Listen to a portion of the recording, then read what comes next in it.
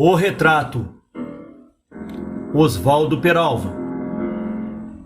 Parte 25.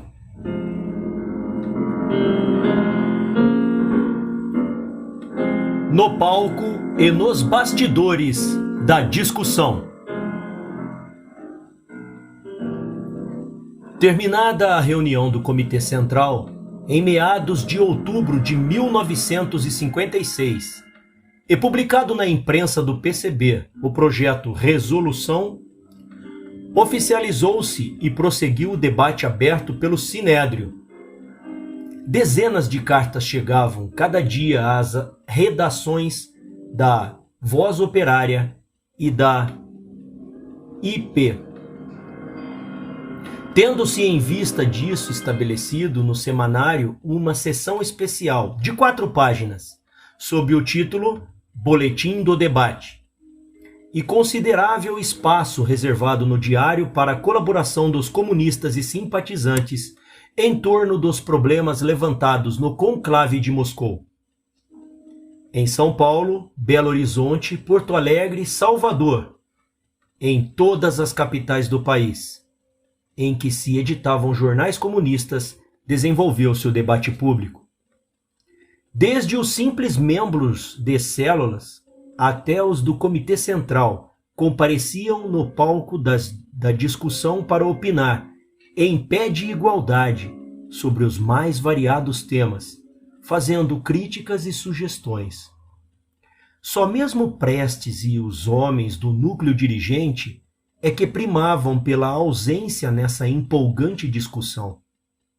Eles que deveriam ser os primeiros a dar exemplo de modéstia e fraternidade, estimulando-a com sua presença. Aquele mês de outubro, em que se oficializou a discussão, foi marcado por sérias comoções internacionais na área comunista. Foi o mês decisivo dos acontecimentos na Polônia e na Hungria. A publicação do projeto do CC facilitou que, sobre esses assuntos, se divulgassem artigos posteriormente taxados de antissoviéticos. Assim, o projeto saiu no dia 20, e já no dia 23 a Imprensa Popular, IP, dava à luz um trabalho de Armando Lopes da Cunha, sob o título O Internacionalismo e Nossa Posição Diante do PCUS, no qual desnudava com argumentos corajosos e irresponsáveis a monstruosa contradição entre as teses marxistas-leninistas e a prática soviética sobre a questão da autodeterminação nacional. No dia 28 desse mesmo mês, aparecia o artigo de Ernesto Luiz Maia, condenando com veemência, mas também com sólidos fundamentos, a intervenção soviética na Hungria. O mesmo fez um redator da IP, Boris Nikolaevski. E assim foram surgindo trabalhos no mesmo sentido. A 3 de novembro, na VO de Quintino Carvalho, mostrando a deformação do papel do Partido Comunista na União das Repúblicas Sociais Soviéticas. No dia 4, na IP, um de minha autoria, falando sobre a subserviência do PCB ao PCUS, e vários outros que levaram o pânico aos arraiais do núcleo dirigente e à catatumba do senhor Luiz Carlos Prestes. Era de esperar-se que os epígonos de Stalin no Brasil, os proclamadores da fidelidade sem limites à União Soviética e ao PCUS, se armassem cavaleiros e viessem para o campo de honra defender com os argumentos mais sólidos e as mais sábias interpretações do marxismo-leninismo a intangibilidade do partido e do Estado soviéticos, ao mesmo tempo em que apontassem os acusadores ao tribunal da opinião pública. Entretanto, eles guardaram o mesmo silêncio conspícuo que já fez a glória de muita mediocridade ali do PCB. Ao invés de enfrentarem a discussão em campo aberto, tornaram uma providência mais singela e mais eficaz: a proibição de criticar a União Soviética e o PCUS. Foi assim, em meados de novembro, reuniu-se de novo o Comitê Central para ler e aprovar uma carta de Prestes sobre o debate em curso. O guia genial não se dispunha a participar da discussão em pé de igualdade, como se fosse qualquer mortal. Apenas condescendeu em, por um instante, baixar do alto de si mesmo até o Comitê Central, a fim de explicar como devia ser o debate, dentro de que bitola podia ser conduzido, de como determinados assuntos transformados em tabus do bolchevismo não eram possíveis de crítica ou dúvidas. Sobretudo os assuntos da União Soviética e do PCUS. Nessa carta, Prestes dizia-se entusiasta da discussão, mas logo a seguir manifestava estranheza e indignação pelo fato de jornais comunistas estarem veiculando ataques à União Soviética e declarava categórico: são inadmissíveis, portanto, em nossas fileiras e na imprensa feita com os recursos do povo, quaisquer ataques à União Soviética e o Partido Comunista da União Soviética. Para ele, a União Soviética tinha o direito de atacar, com tanques e canhões, aos trabalhadores húngaros em armas, mas não podia ser atacada sequer com uma flor ou com um artigo na imprensa.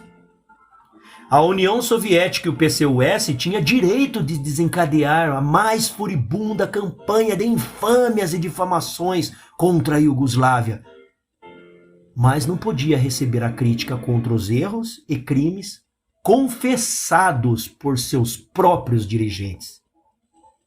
Era sagrada. Tamanho era seu zelo em relação à União Soviética, que um camarada supôs estar truncando o trecho que citei. Declarou sem sentido. Que tem a ver uma coisa, imprensa feita com os recursos do povo, com outra, União Soviética? Argumentou. Os jornais da igreja também são feitos com recursos do povo, arrebanhados em coletas populares, não é? Seria lógico dizer que os jornais católicos, porque feitos com recursos do povo, não podem atacar a União Soviética? Ora, você quer brincar, repliquei, erguendo. Não! Insistiu, retendo-me pelo braço. Estou falando sério! Não tem sentido! Bem, e daí? Ele responde triunfante. Aqui falta uma palavra. Este não a escreveu, mas pensou.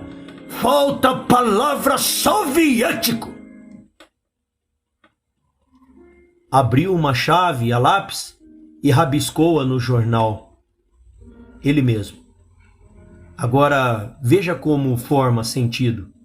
São inadmissíveis, portanto, em nossas fileiras e na imprensa feita com os recursos do povo soviético, quaisquer ataques à União Soviética e ao Partido Comunista da União Soviética. Fiquei estupefado com a tirada.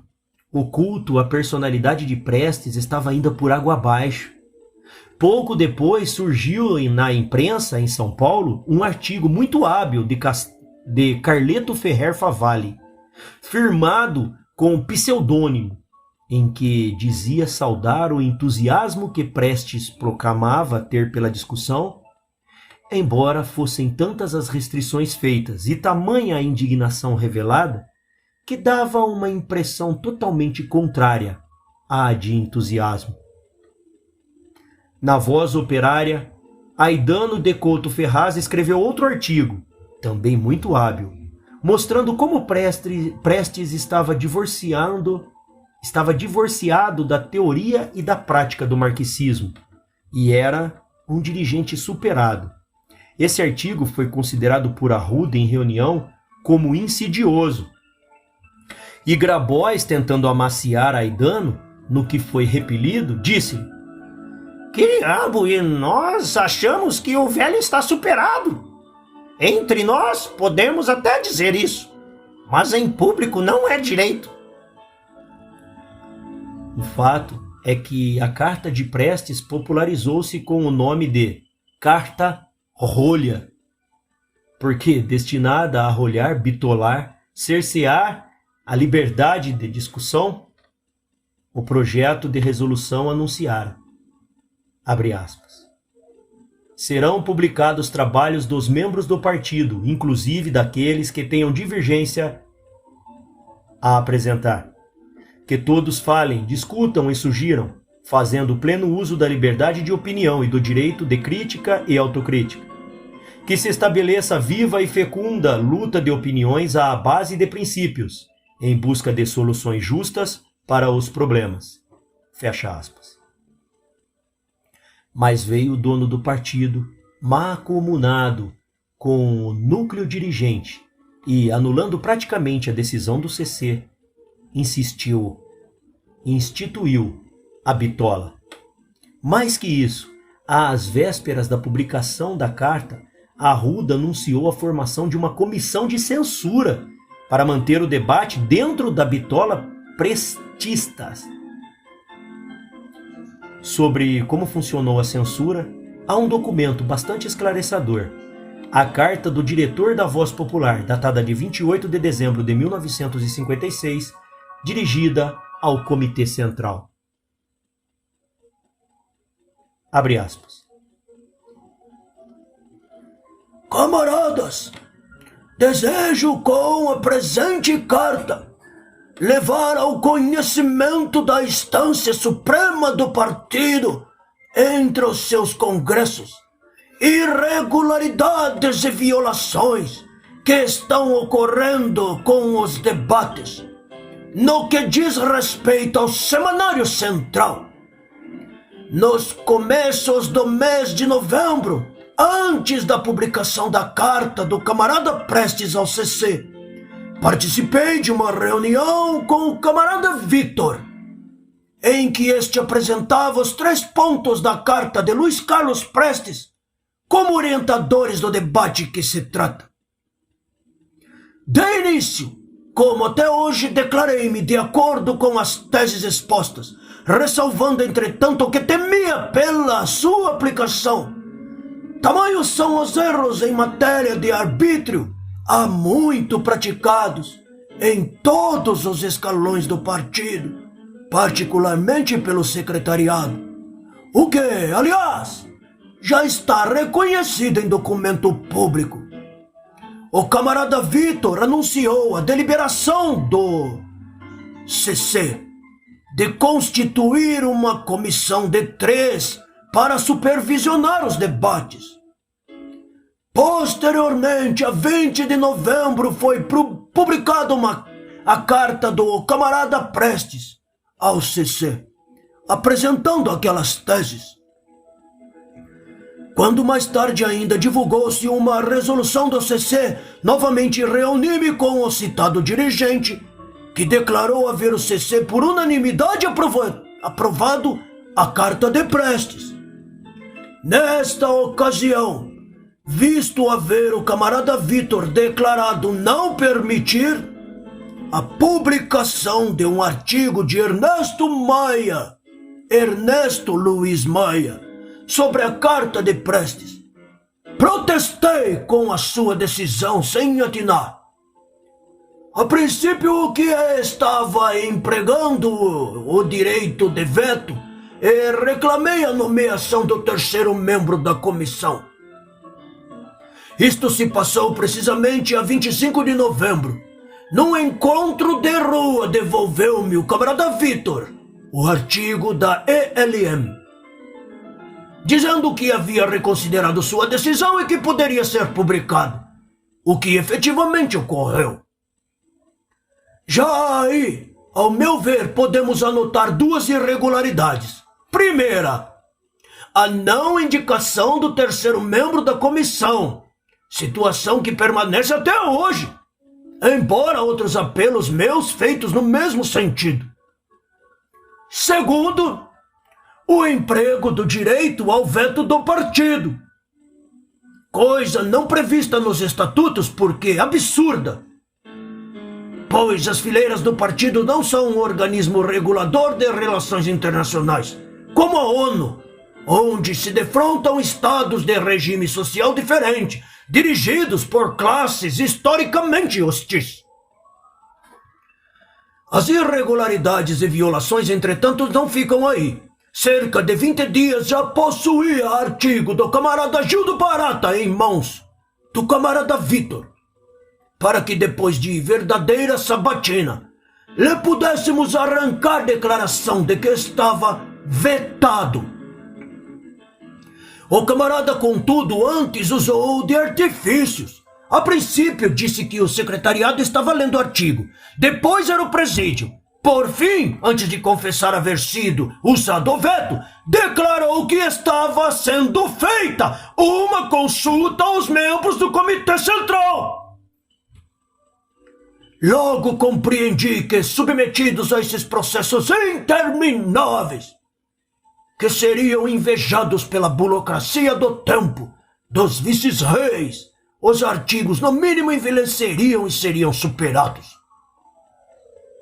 Era esta uma boa maneira de matar o nascedouro ou desmoralizar o debate, principalmente se vão publicando artigos de péssima qualidade enquanto ficam presos nos devãos da censura. Bons artigos, aqueles que contêm ideias.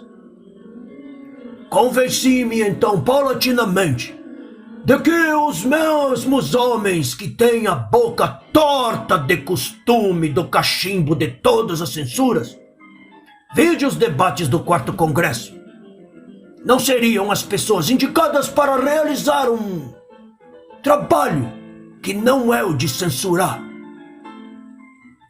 Pois nenhuma vez se fala em censura do projeto de resolução e na carta do camarada Prestes, e não é lícito a comunistas assumirem atitudes de Estado prussiano em questões vitais que implicam no próprio desenvolvimento do movimento socialista. Em minha convicção, se reforçou pelo que se veio a desenrolar posteriormente. Assim é que, nos começos de dezembro, entre os dias 1º e 3º, vieram às nossas mãos para serem publicados 4 artigos, também vítimas do processo de congelamento. São eles: Ricardo Bauer, sob o título "Mas que debate é este?", entregue por mim com voto favorável à publicação, desde que ressalvado o direito à resposta do Seminário Central. Francisco Gomes, sobre o título de minha opinião sobre a carta do camarada Prestes. Célio Nunes, a discussão e a carta do camarada Prestes. E de Moacir Belchior, sobre a carta do camarada Prestes.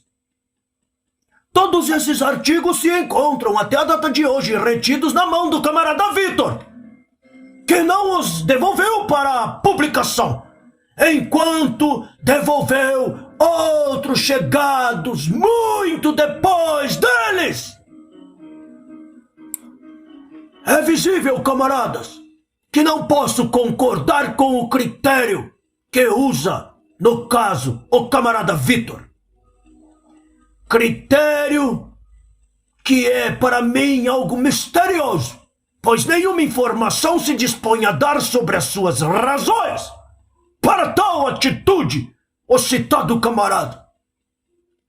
Ainda mais, não somente os artigos estão sujeitos à censura, também as resoluções do comitê do partido, inclusive regionais, o que me foi comunicado, por último, pelo camarada Vitor, sem esclarecer. Contudo, se tal medida for adotada pelo CC, Fecha aspas. Concluindo sua missiva, o signatário propõe uma série de medidas democráticas visando restaurar a lisura e a dignidade dos debates, mas em balde. Tanto que um mês depois, precisamente 28 de janeiro de 1957, uma nova carta ao CC, Aidano Couto Ferraz insistia em suas reclamações. Abre aspas. A razão do meu protesto vem de longe, sem lograr nenhuma providência saneadora do abuso, agora cresce de vulto. Digo que cresce de vulto porque o que se passou com os artigos do camarada Gildo Barata e João Amazonas, permita-me a indignação, tem verdadeiros aspectos de farsa. Assim é que na sexta-feira, 25 de janeiro, tendo eu um encontro noturno na rua com o camarada Vitor, este me pediu que guardasse espaço para 2 artigos que entrariam na página do debate. Marcou um encontro no dia seguinte, à noite, com o camarada Miguel. Tendo eu estado com o camarada Miguel, este entregou-me o artigo do camarada Amazonas, em resposta ao camarada Agildo, para ser publicado em pé de igualdade com o de Agildo. Até aí, apenas um reparo.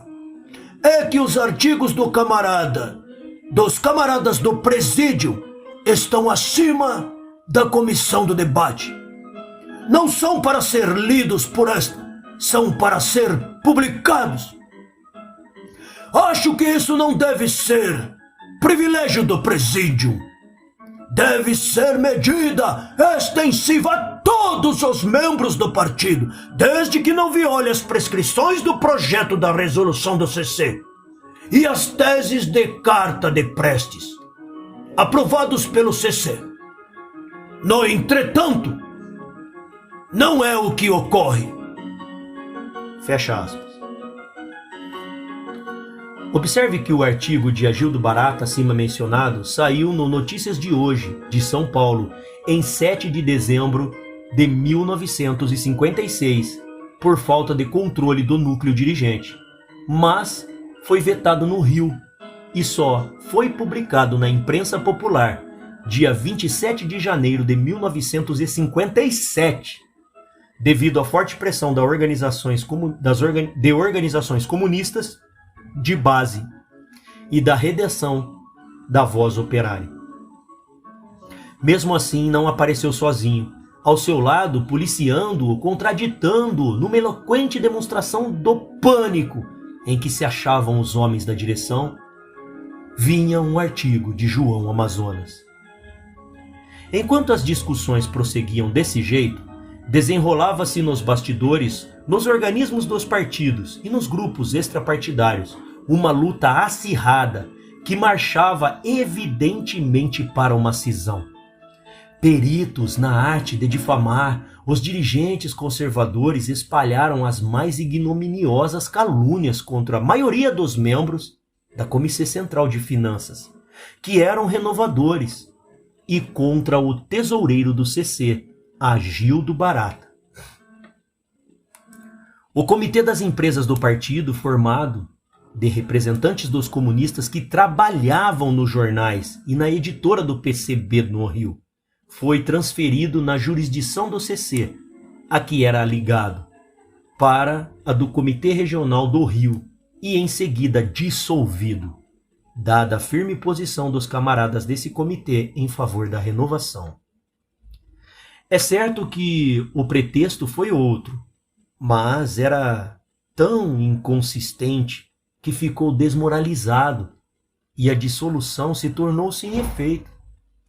Os conservadores tentaram, pelas mesmas razões, dissolver a Comissão Nacional e as direções regionais da União da Juventude Comunista.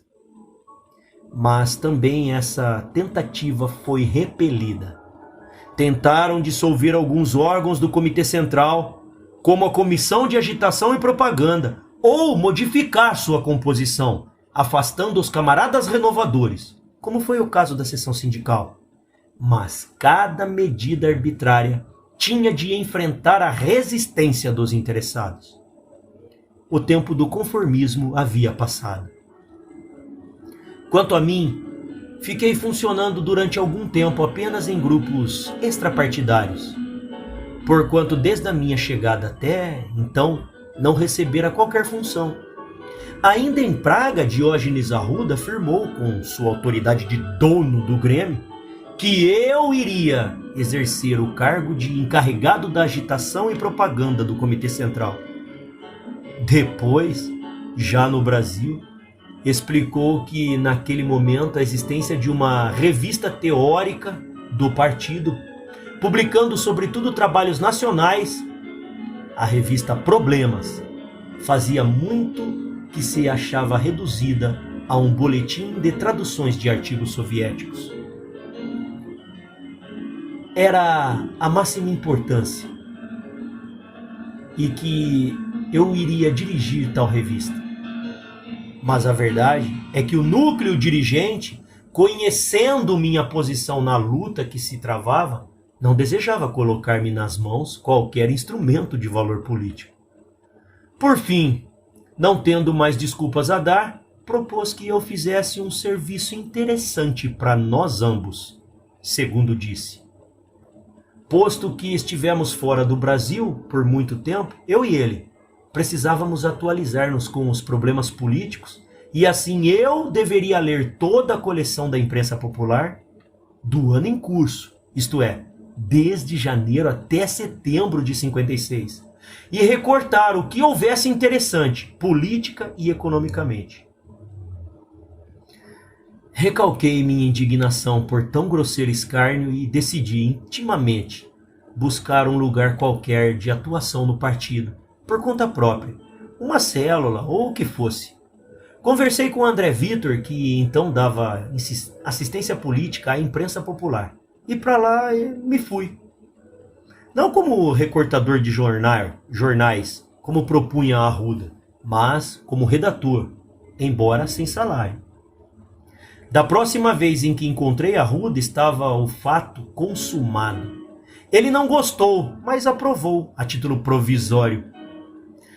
Acontecia, porém, que eu tinha de receber de suas mãos meu miserável salário, e ele resolveu, durante 2 ou 3 meses, quebrar minha crista com a garra ossuda da fome. Atrasava o pagamento, depois só dava metade, desaparecia, alegava que a direção estava sem dinheiro. Ora, nos piores tempos vividos do partido, depois que entrou para a clandestinidade, nunca faltou dinheiro aos dirigentes do CC e aos seus auxiliares mais imediatos. Tive experiência pessoal disso, porque durante meses e meses, trabalhando como diretor da imprensa popular, vivi na indigência, recebendo apenas vales de 20 cruzeiros, que mal davam para pagar o bonde e uma refeição diária. Já tinha mulher e filha pequena, mas estas viviam em casa de meus sogros à custa deles. Mas quando voltei a trabalhar como auxiliar direto do núcleo dirigente, passei a receber religiosamente meu salário. Aliás, nessa ocasião em que eu ia mudar de função, Grabois me advertiu. Agora você vai trabalhar ainda mais do que na imprensa. Em compensação, receberá de fato o seu salário. Ademais, eu tinha plena certeza de que o dinheiro não faltava à direção, pois em setembro eu entreguei pessoalmente à Arruda 24.000 e tantos dólares trazidos do Cominform, a título de financiamento dos últimos meses da edição brasileira do seu jornal, Democracia Popular. Mas o que pode se fazer? Tive que buscar qualquer coisa para ganhar, nas horas vagas, nos momentos sobrantes do trabalho na imprensa e das atividades políticas, algum dinheiro para sustentar minha família. Vendi uma máquina de escrever portátil que comprara na Europa. Quando me achava no Cominforme, depois arranjei umas traduções do inglês de histórias em quadrinhos, mas isto não deu certo. As primeiras eram todas de gangsters e mocinhos, e havia tanto tiroteio que de noite eu tinha pesadelo e despertava agitado com os estampidos. Pedi então que me dessem para traduzir outros gêneros. Deram-me histórias de amor, mas esses amores eram tão para adolescentes, tão padronizados. Todas as moças enamoradas proferiram as mesmas exclamações de felicidade. Todas elas sentiam-se, quando apaixonadas, como se estivesse voando numa nuvem cor-de-rosa. Que eu não me sentia com disposição para continuar traduzindo-as. Terminei perdendo esse ganha-pão, mas obtive com um amigo um servicinho de colar em envelopes pedaços de papel com endereços mimeografados. Isso era bem melhor, porque enquanto ganhava uns cruzeiros, colava esses papéis, tinha a cabeça livre para refletir sobre diversos assuntos em debate no PCB e para elaborar mentalmente artigos a respeito deles. Depois arranjei umas traduções melhores de francês e inglês e fui vivendo. Cheguei até a ir trabalhar no jornal Última Hora como copy desk, mas durei só uns 2 meses, porque me recusei a refundir a reportagem que um colega havia feito sobre uns refugiados húngaros.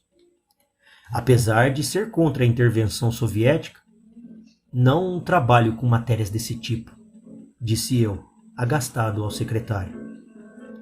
E o dono do jornal fez a única coisa cabível em tais casos. Me pôs para fora da imprensa, na qual só agora, este ano, voltei a trabalhar.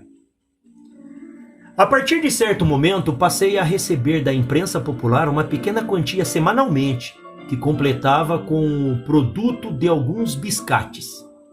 A efervescência existente na redação da Voz Operária contaminara a redação da imprensa. Houve eleição para um novo secretariado da célula daquela empresa.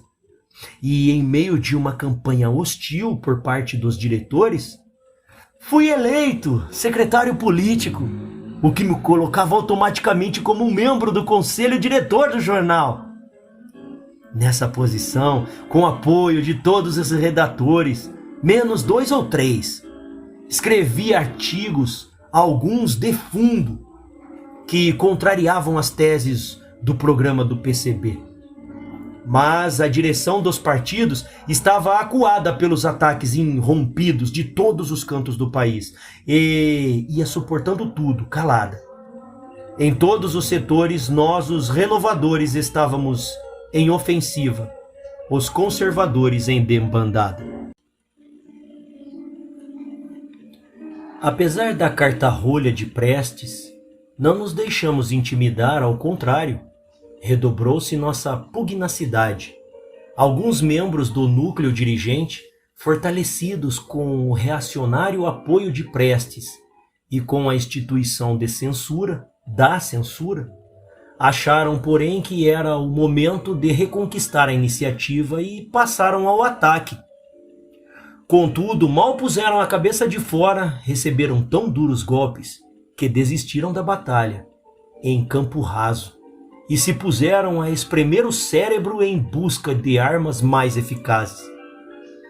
De fato, os renovadores descobriram-lhe os pontos fracos e, filtrando-se por entre as malhas da censura, os atacavam de rijo, deixando-os desmoralizados ante o partido. Ficou então patente a indigência de argumentos, de ideias e de espírito militante desses pobres diabos que se intitulavam de núcleo dirigente. Nem Prestes escapou às certeiras cutiladas dos renovadores.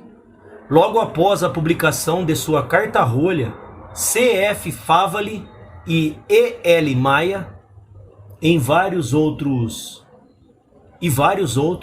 apontaram-lhe as incongruências, as contradições e falsidades, os esquematismos e o espírito reacionário que a animava. Veio então Carlos Marighella com seu artigo A Carta de Prestes e o Internacionalismo Proletário, no qual batia na principal tecla prestista e fazia esta esdrúxula afirmação: era inevitável que se cometessem os erros que agora procuramos fazer autocrítica. E eis que João Batista de Lima e Silva, Boris Nikolaevski e Quintino de Carvalho caíram-lhe em cima, pondo em ridículo sua tese da inevitabilidade dos erros, mostrando que os dirigentes máximos do PCB queriam fugir à autocrítica e dando os novos argumentos contra a política de subordinação à União Soviética e ao PCUS. Então ergueu-se Rolfenha, lá de São Paulo, a voz de Pedro Pomar, que E.L. Maia imediatamente fez calar, pulverizando em artigo suas estultas opiniões. Também compareceu ao debate o manhoso João Amazonas, escarmentado com o que vinha acontecendo aos seus colegas. Foi dos últimos a pôr o nariz de fora. Fez publicar seu artigo ao lado do de Agildo, e por mais que se esforçasse, não conseguia raciocinar fora dos conhecidos chavões. A rigor, a única coisa que disse de novo, para quem o ignorava, é que Agildo era membro do Comitê Central do PCB. Ora, depois que o PCB saiu da legalidade, houve muitas modificações na direção. E embora a polícia supusesse que Agildo Barata a ela pertencesse, não tinha prova disso. Veio o Amazonas e, como diria Prestes, prestou esse serviçozinho à polícia.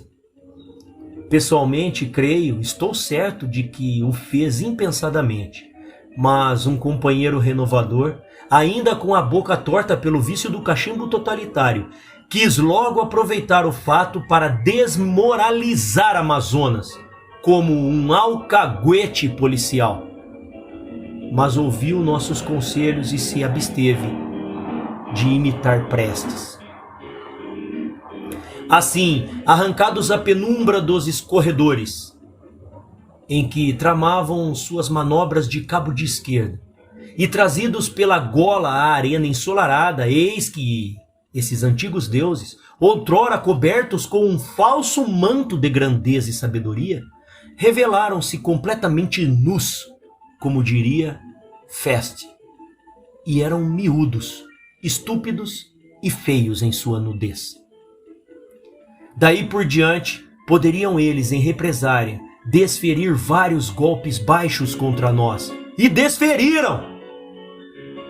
Mas nesses poucos meses de debate público, destruiu-se para sempre no Brasil a fonte principal da força do PCB. A mística da disciplina cega e da sabedoria do núcleo dirigente. E isto se deve em grande parte ao Sinédrio. Recolhendo-se aos corredores, ainda tontos das pancadas recebidas, os deuses miúdos se reuniram, discutiram a situação, traçaram um novo plano de ataque para dentro de alguns dias. Segundo chegou a nosso conhecimento, as coisas teriam decorrido dentro deste espírito, mas com estas palavras que são imaginadas por mim, se as palavras foram mesmo estas, trata-se de mera coincidência. Amazonas, cabeça baixa, olhos fuzilando, diz: a violência é parteira da história, como disse o camarada Marx. Com essa gente só na pancada. Arruda hesitante: cuidado, a violência gera violência. E Grabois, investido de plenos poderes civo-lobovianos: é o contrabando ideológico do inimigo. Isso é uma fase burguês latifundiária de Vargas. O camarada continua com sua vacilação pequeno-burguesa, Trata-se, como severou o camarada Sivolobov, de baixar o pau nessa canalhada, que são os piores inimigos, porque estão dentro da fortaleza, como disse Stalin. Marighella corrigindo. Como disse Lenin? Foi Lenin quem disse. Stalin mais tarde é que... Grabois, puxando o nariz com 2 dedos, jogando a cabeça para o lado esquerdo. Lenin ou Stalin dá no mesmo. Não importa quem disse. Isso, preocupação de literato. São piores que... porque estão dentro da fortaleza. Marighella, procurando reabilitar-se. Falei por falar, mas sei que isto é secundário. Estou de acordo com que são os piores inimigos, porque estão dentro da fortaleza. Grabois, com um gesto das sobrancelhas, pediu a opinião de Marit, Ave, que estava ali sem saber exatamente por quê, sem saber se tinha direito de voto, ou só de voz, ou só de escuta. Marit, orgulhoso da honra que lhe dava, opina. Também estou de acordo com que são os piores inimigos, porque estão dentro da fortaleza. Pau neles, como diz nosso sábio camarada Sivolobov. Efetivamente, com a chegada de Grabois, que estava ausente ao irromper o debate, recrudescer as medidas arbitrárias do secretariado, do presídio, veto às matérias, proibição de citar determinado texto de Lenin na Voz Operária, ameaças de medidas punitivas tardiamente contra os que abriram o debate. Por fim, após a reunião que acabamos de referir, foi lavrada a demissão do diretor da Voz Operária, Aidano do Couto Ferraz. No dia 18 de fevereiro de 1957. Essa medida era arbitrária, infringia os estatutos do PCB, segundo os quais os diretores dos órgãos centrais são nomeados pelo CC. Portanto, o Presídio não poderia demiti-lo. Por isso, quando Marit Ave foi à sede da Voz Operária para assumir-lhe a direção, os redatores, por unanimidade, se recusaram a dar-lhe posse. Marit ficou surpreso, amareleceu e balbuciou. Bem, é essa a decisão de vocês? Todos balançaram a cabeça lentamente, confirmando que sim. Redigiram uma carta sobre essa decisão, dirigida ao presídio, mas Marit não quis levá-la. Teve de ser encaminhada por outro meio. Os deuses miúdos se reuniram de novo, espumaram e incharam de raiva. No dia 28 de fevereiro, Marit voltou à Voz Operária, com uma carta de Grabois para Aidano, em termos ameaçadores. Comunico-lhes que, caso vocês persistam em sua atitude, serão tomadas as medidas que se impõem para o cumprimento da decisão do presídio. O diretor do jornal respondeu que ele, Marit, voltasse no dia seguinte à mesma hora, 15h30, pois enquanto isso ia reunir a redação para deliberar a respeito. Mas nesse mesmo dia 28, elementos comunistas politicamente atrasados, aliciados pelo núcleo dirigente, invadiram a redação da Imprensa Popular, quebraram o jornal mural dependurado numa parede, insultaram os redatores e tentaram agredi-los. Mas ante a resistência por nós oferecida, e se bem fôssemos em número inferior às dos agressores, então Lontra, Benévolo, Rocha, Zezé e outros jovens redatores já estavam perdendo a paciência.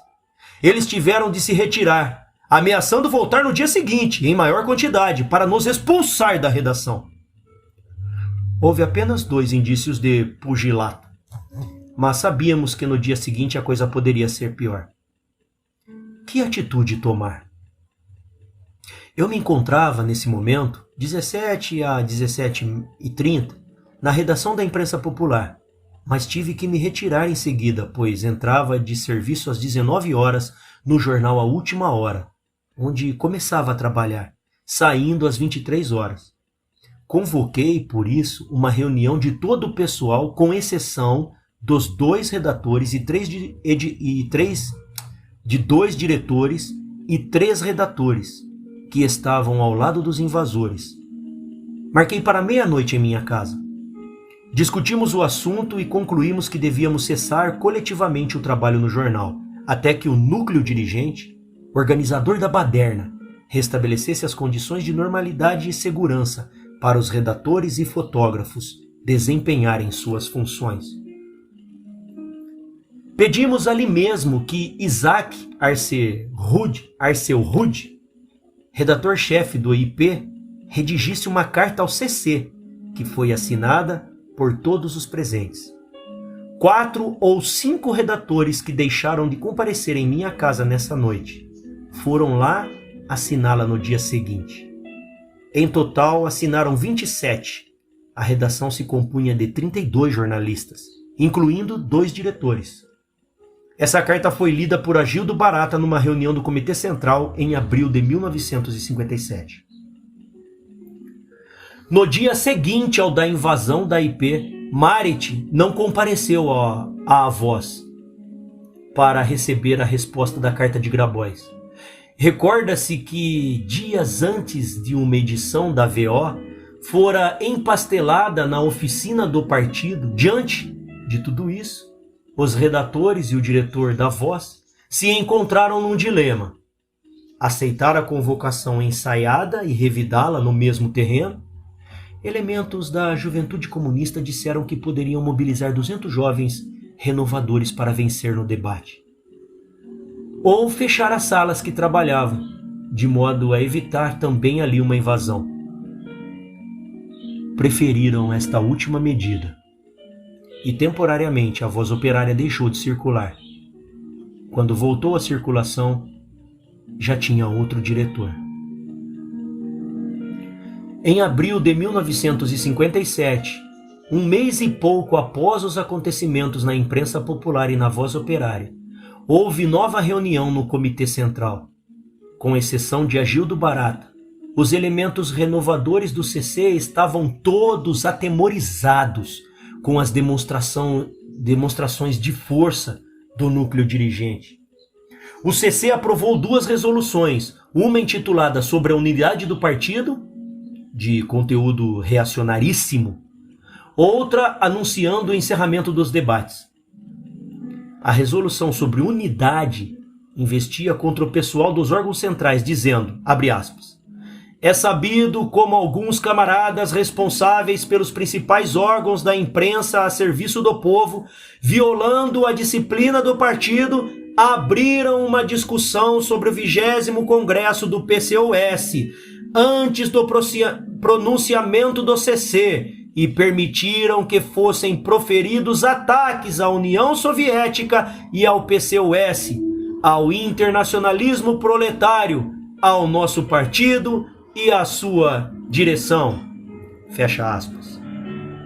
Voz Operária, edição 20/4 de 57, página 5, Rio. Mais adiante, contrariamente ao projeto de resolução de outubro de 56, que estabelecia o direito de manifestar divergência, serão publicados os trabalhos dos membros do partido, inclusive daqueles que tenham divergências a apresentar. A nova resolução decretava que nenhum comunista pode, assim, atuar fora da organização partidária a que pertence ou colocar-se à margem para emitir opiniões pessoais e manifestar divergências, porque isso significa golpear a unidade do partido e desenvolver trabalho fracionista. A outra resolução começava proclamando que durante mais de 5 meses, grande número de membros do partido expressou livremente suas opiniões. manifestava o propósito de realizar uma análise aprofundada da discussão que se processa em torno do projeto de resolução de outubro de 1956, a fim de extrair todos os ensinamentos que ela proporciona. E, por fim, anunciou que, em sua próxima reunião, o CC faria o balanço da discussão, cujo encerramento fixou para dentro de 30 dias após a publicação daquela resolução. Esse balanço não chegou jamais a ser feito publicamente pelo CC. Talvez porque os seus resultados fossem decepcionadores. Em apêndice, no final deste livro, transcreverei excertos de numerosas opiniões emitidas pela imprensa. Elas conduzirão à mesma conclusão a que chegou Agildo Barata, em entrevista a um jornal carioca. O PCB se havia convertido num trambolho histórico. Depois de marcado o encerramento da discussão para o mês de maio, o núcleo dirigente resolveu que o tempo restante fosse dedicado à realização de uma caricatura de debate. Ele tinha nas mãos vários artigos de renovadores, engavetados pela comissão de censura.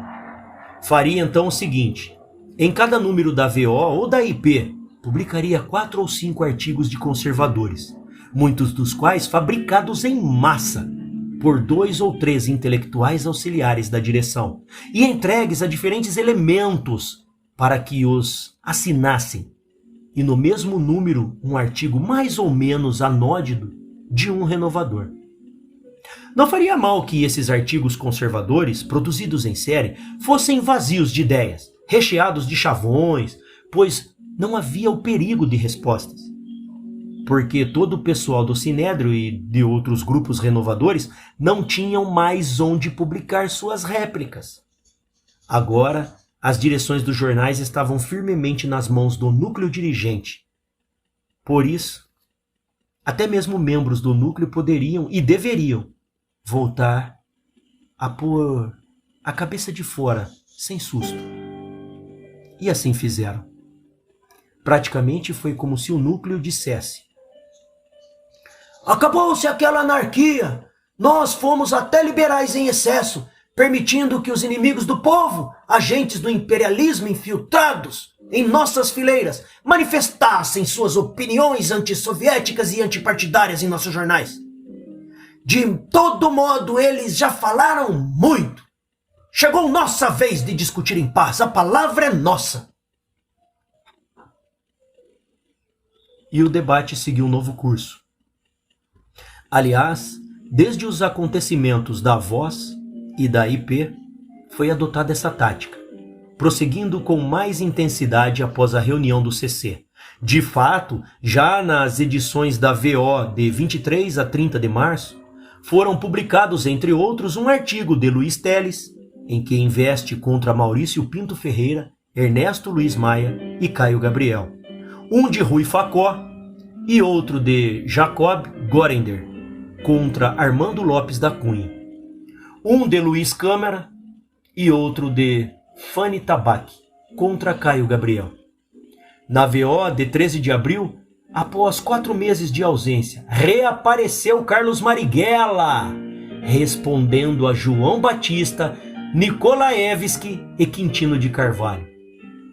Neste mesmo número, publicou-se o artigo Pela Revolução e Fortalecimento do Partido, assinado por Agildo Barata, e que foi trabalho coletivo, uma espécie de plataforma da maioria do Grupo Renovador do Rio.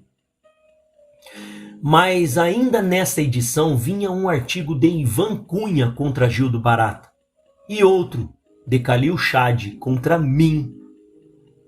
Na VO de 20 de abril, um artigo de André Azevedo contra Caio Gabriel, um de Hércules Correia dos Santos contra mim, e até Pedro Pomar, ressurgindo dentre os mortos, apareceu tranquilamente criticando uma resolução do Comitê Regional de Minas Gerais.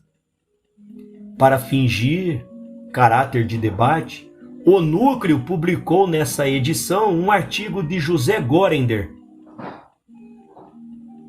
com restrições a Marighella.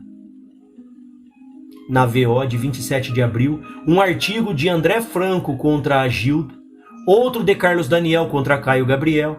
Na VO de 4 de maio, o artigo do conservador Leivas Otero contra Agildo Barata. JB de Lima e Silva e Maurício Pinto Ferreira. Outro conservador, Bento da Gama Batista, contra Agildo. Um do conservador João Guilherme contra Luiz Maia, Nikolaevski, Aidano e Agildo. Um do conservador Durval Tavares Sobrinho contra Agildo. Um do conservador Salomão Tabaque contra mim, sem mencionar meu nome. Um do conservador Albano Soares contra Caio Gabriel e Jacob Gorender, contra o revisionismo em geral. Na VO de 25 de maio, o artigo de Apolônio de Carvalho contra Caio Gabriel. E um artigo de Lauro Silva com este título, que diz tudo. Considerações sobre os debates à luz dos ensinamentos do Jin Min Ji Pao. Para falar sobre a situação no PCB, o homem foi buscar luzes na China. Estava terminado o debate, cujo capítulo final culminou na mais pura farsa. Apesar de tudo, houve um período em que ele se processou livremente. Foi curto, mas suficiente para colocar o PCB diante de si mesmo, ao espelho. Tanto assim que o balanço dos debates não pôde ser tirado nem pelo sábio Comitê Central, nem pelo núcleo dirigente. Nem sequer pelo guia genial do PCB. Seria uma autocondenação. Apareceu muito tempo depois. Depois de algo que pretendia ser um balanço, mas não saiu na imprensa comunista. Num partido que possui imprensa legal, embora sendo clandestino, esse balanço circulou apenas clandestinamente mimeografado, distribuído a algumas células. Era o balanço secreto, envergonhado e falso, de uma discussão travada em público.